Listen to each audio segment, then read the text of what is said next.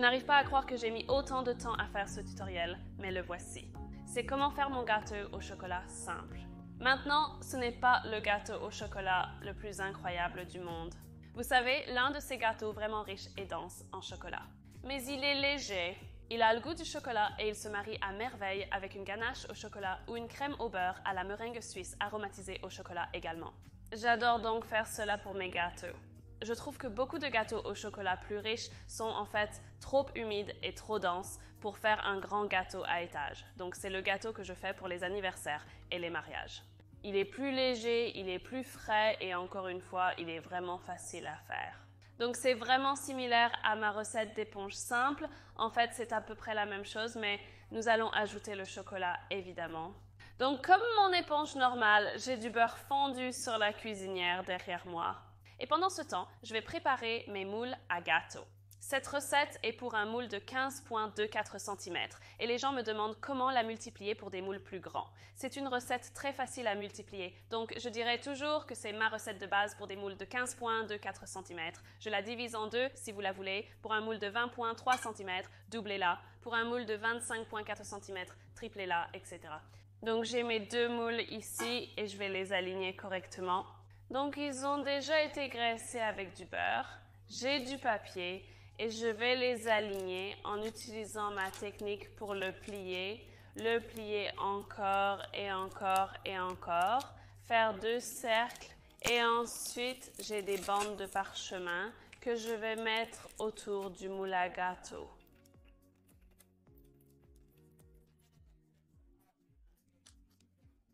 Aussi simple que ça.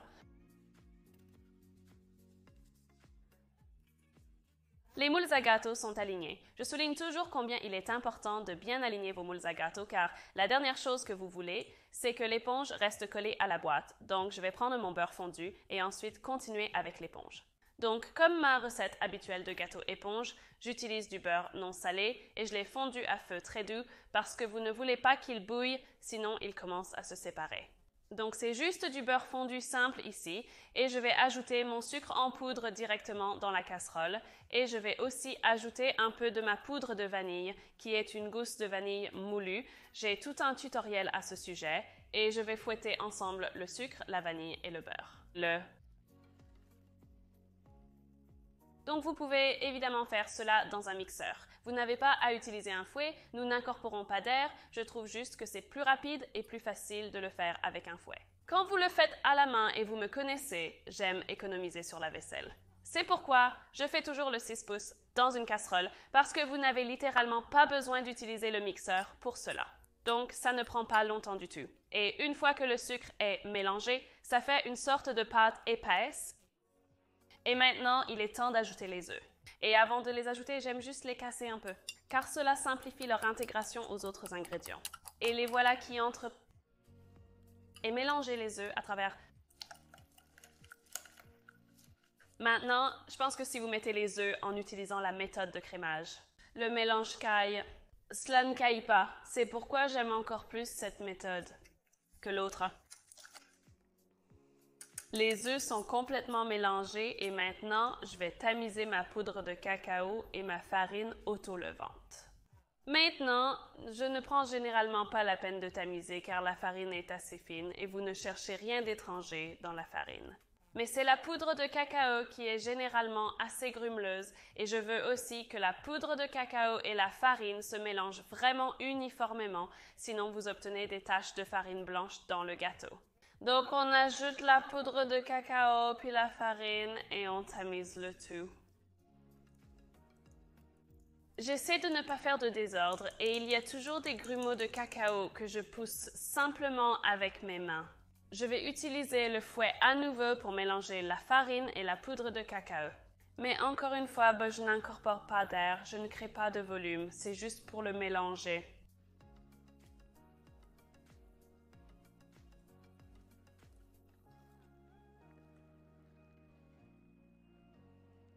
Et une fois que toute la farine est dedans, je vais juste taper l'excédent hors du fouet et je vais bien mélanger en utilisant une spatule juste pour m'assurer que toute la farine ou le beurre restant est retiré du fond de la casserole. Et vous pouvez voir quelle belle pâte lisse.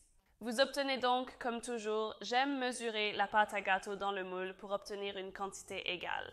Je vise environ 470 grammes et vous pourriez être à 5 grammes près. Je ne pense pas que 5 grammes importe tant que ça.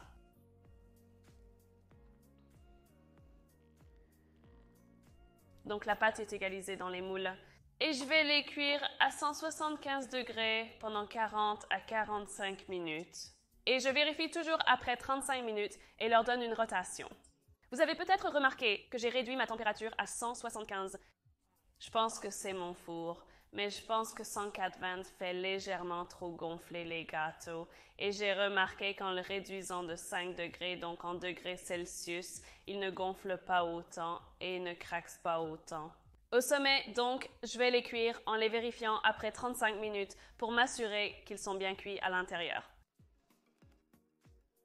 Donc, les éponges au chocolat ont cuit et je les ai sortis des moules quelques minutes après les avoir sortis du four. Je trouve que si vous les laissez dans les moules un peu plus longtemps, ils commencent à trop cuire les gâteaux, donc j'aime les sortir dès que possible. Ils sont délicieux et je peux vraiment sentir le chocolat même si je n'ai utilisé que du cacao en poudre. Ce qui m'amène au point que j'ai oublié de mentionner plus tôt, assurez-vous simplement d'utiliser une poudre de cacao de très bonne qualité. J'ai listé mes ingrédients dans les commentaires ci-dessous. N'hésitez donc pas à les consulter, mais essentiellement, c'est le goût que vous ressentez. Donc plus la poudre de cacao est de bonne qualité, meilleur est le goût du gâteau. C'est simple, donc ce que je vais faire, c'est les laisser refroidir complètement, puis les envelopper dans du film alimentaire et ensuite décorer le gâteau le lendemain. Tout d'abord, cela garantit qu'ils sont complètement froids avant de décorer, car vous ne voulez pas de gâteau chaud et ensuite essayez de gérer la crème au beurre. Un désordre total et aussi la miette est moindre. Je ne sais pas pourquoi, mais les gâteaux le lendemain ne produisent tout simplement pas autant de miettes.